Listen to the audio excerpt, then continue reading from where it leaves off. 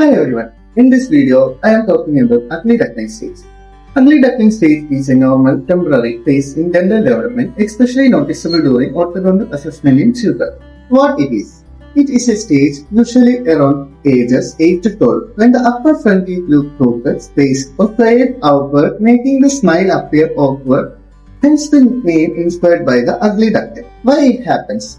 During this stage, the permanent canines are still developing in the gums. As they grow and move downward, they push against the roots of lateral incisors. This pressure causes a gap between the upper front teeth, flaring or tilting of incisors outward. What happens next? Once the canine fully erupts, they naturally lead the front teeth back into alignment. The spacing usually closes on its own without treatment. Clinical significance. This stage is completely normal and does not usually need orthodontic treatment. Dentists or orthodontists monitor it to avoid unnecessary braces too early. Interventions is only considered if the gap persists after canine eruption. There are often other issues like severe crowding or missing teeth.